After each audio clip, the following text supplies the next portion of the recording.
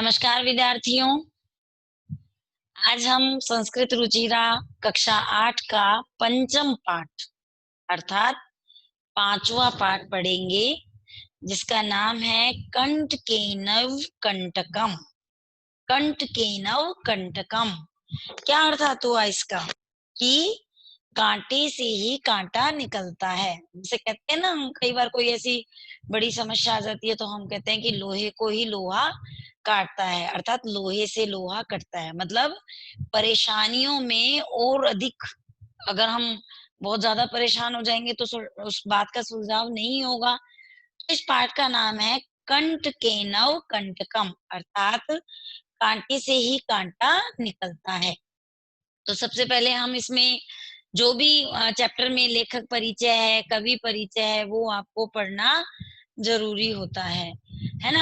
अगर हम परिचय नहीं पढ़ेंगे तब तक हमें वो समझ में नहीं आएगा। तो देखो, मध्य प्रदेश के डिंडोरी जिले में प्रधानों के बीच प्रचलित एक लोक कथा है।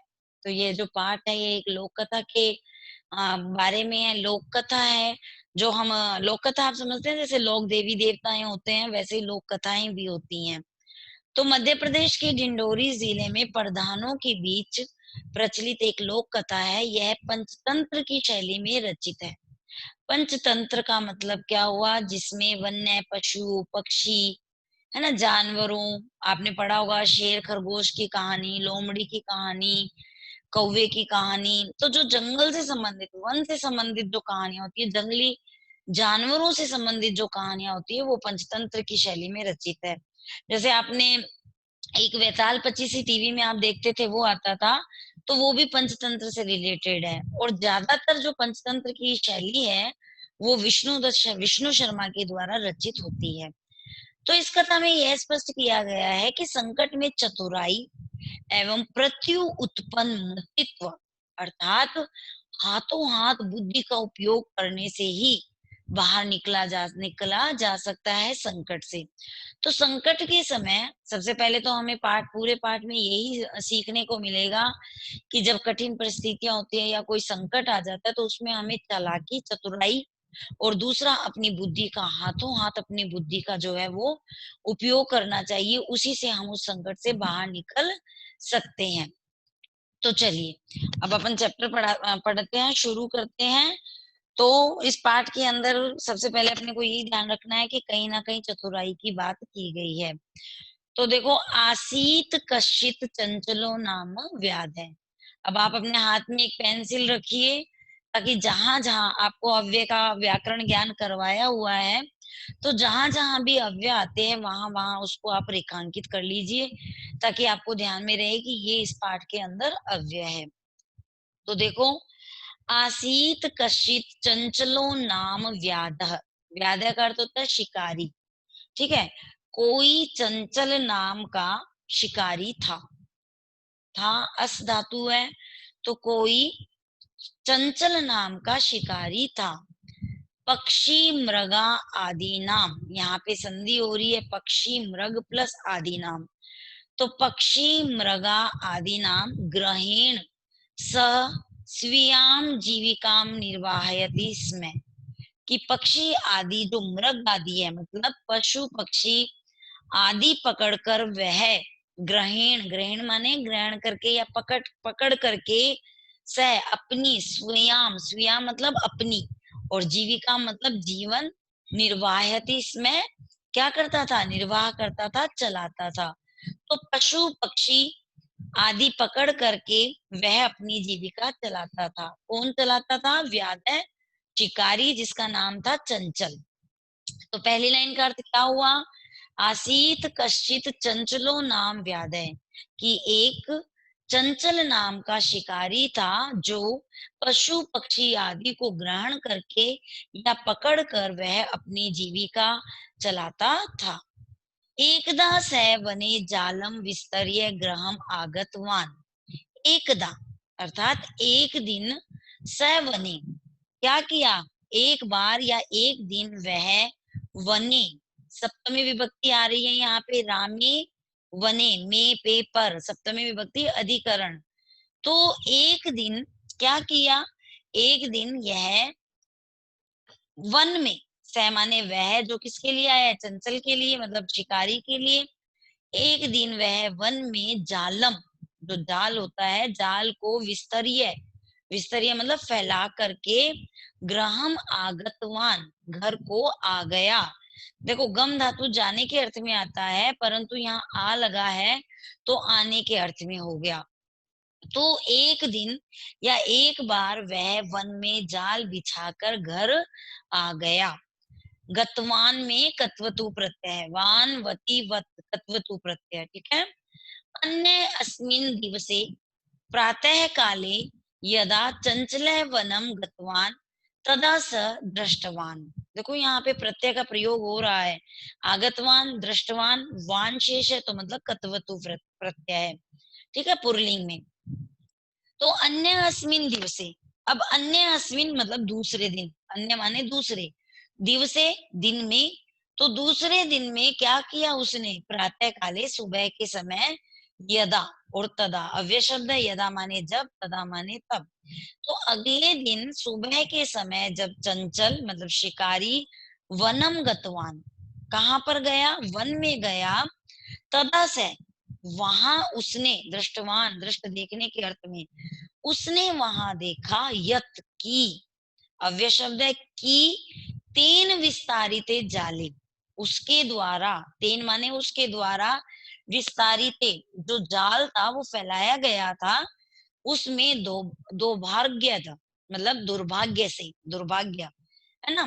तो दुर्भाग्य से एक व्याघ्र बध आसीत, एक व्याघ्र, व्याघ्र मतलब सिंह है ना, शेर जिसे, तो सिंह जो है उसमें बंधा हुआ था। तो क्या हुआ कि उसने देखा कि उसके द्वारा बिछाए गए जाल में दुर्भाग्य से एक सिंह जो है बंधा हुआ था। सो अचिंत्यत, अब सोचिंत धातु सोचने के अर्थ में, ठीक है, चिंत धातु किसके अर्थ में आती है, सोचने के अर्थ में। तो सो अचिंत्यत, उसने सोचा, व्याघ्र माम खादिशाती, माम मतलब मुझे, अव्यय शब्द है, कि यह जो व्याघ्र है मतलब सिंह जो है वो माम खादिशति, खाद धातु खाने के अर्थ में, मुझे खाएगा। देखो यहाँ पे लृट लकार है मतलब भविष्य काल में, तो मुझे खाएगा। अतः एव पलायनम करणीयम, पलायन मतलब भाग जाना, अत प्लस एव ये क्या है, अव्यय शब्द, इसलिए, अतः माने इसलिए, एव माने ही, इसलिए ही पलायनम करणीयम मतलब भाग जाना चाहिए। तो समझ में आया कि उसने, शिकारी ने सोचा कि सिंह जो है मुझे खा जाएगा, इसलिए मुझे भाग जाना चाहिए। और फिर क्या हुआ देखो, व्याघ्र न्यावेद्यत, न्यावेद्यत मतलब निवेदन करना, रिक्वेस्ट करना। तो व्याघ्र है, व्याघ्र जो सिंह सिंह था उसने क्या किया, निवेदन किया, भो मानव, वो यहाँ पे संबोधक है, जब हम किसी को संबोधित करते हैं तो संस्कृत में अरे, हे, ओ, भो, ये सब जो है शब्द आते हैं।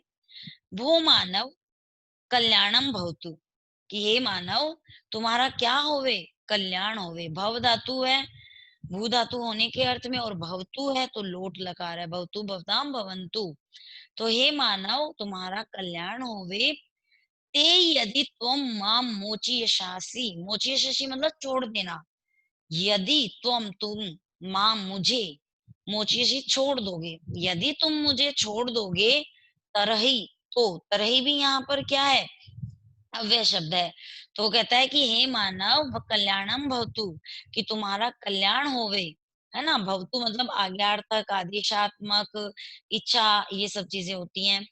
यदि तुम मां मोचयसी, यदि तुम मुझे छोड़ दोगे, तरही तो, अहम त्वाम न हनिशामी, हन धातु नुकसान पहुंचाने के अर्थ में, अर्थात मारने के अर्थ में। तो तरही तो, अहम त्वाम न हनिशामी, मैं तुम्हें जो है नहीं मारूंगा। किसने कहा, सिंह ने कहा। तदा स व्याध व्याघ्रम जालात बही निरसारियत, तदा उसके बाद उस व्याध ने मतलब उस शिकारी ने व्याघ्रम सिंह को जालात जाल से बही बाहर निरसारियत निकाल दिया। देखो बही के अर्थ में हमेशा पंचमी विभक्ति आती है, ध्यान रखना। बही का अर्थ होता है बाहर, और जालात में देखो रामात दालात अलग होने के अर्थ में पंचमी विभक्ति आई है। तो तदा स व्याध व्याग्राम जालात बही निर्सारियत है, उसने क्या किया, उस शिकारी ने शेर को जो है सिंह को जाल से बाहर निकाल दिया। तो व्याघ्र क्लांत आसीत, सिंह जो था वो क्लांत था, क्लांत मतलब थका हुआ, तो वो थका हुआ था क्योंकि थक तो चुका ही था, वो उसमें बंधा हुआ था, तो सिंह थका हुआ था। सो एवदत, ये यहाँ पर जो चिन्ह दिखाया गया है, इस चिन्ह को बोलते हैं अवग्रह बोधक चिन्ह। अवग्रह बोधक, बोधक माने बोध कराना, आ की ध्वनि का बोध कराता है, परंतु इसके ऊपर जो है वो कभी भी शिरो रेखा नहीं होती है। इसलिए यह जब भी लिखा जाएगा तो आपको ध्यान रखना है कि यह अवग्रह बोधक चिन्ह कहते हैं इसको, जो एस के स्टाइल में बना हुआ होता है ना। तो ये अवग्रह बोधक चिन्ह अर्थात अ का बोध कराता है परंतु ए नहीं होता, और इस पे कभी भी शिरो रेखा नहीं होती, अर्थात उसके ऊपर कभी रेखा नहीं होती है। तो सो एवदत, उसके बाद में क्या हुआ कि वह बोला, वो मानव, अरे मानव, पिपासु अहम, पिपास मतलब प्यासा, अह माने मैं, कि मैं क्या हूँ। अब वो प्यास तो लगनी थी ना जब उसके अंदर वो फंस गया था, तो वो कहता है कि पिपासु अहम, मैं प्यासा हूँ। नद्याः जल आनीय, मानीय नहीं बोलते इसको, आनीय, जब हम इसकी संधि करेंगे तो जल प्लस आनीय फिर बनता है ये जलानीय। तो नद्याः जल आनीय मम पिपाशा समय। अब क्या कहा कि नदी से जल आनीय मतलब लेकर आना, लाने के अर्थ में होती है आनीय धातु। तो नदी से जल लाओ और क्या करो, मम पिपाशाम समय, मेरी पिपासा अर्थात मेरी जो प्यास है उसको शांत करो। समय माने शांत करना, तो मेरी प्यास को शांत करो। व्याघ्र जलम पीतुआ, अब व्याघ्र जो सिंह था उसने जल पी करके, कतुआ, यहाँ पे इस चैप्टर के अंदर प्रत्यय का प्रयोग हुआ है। पितुआ, पी प्लस कतुआ, है ना, तुआ शेष बचता है कतुआ में।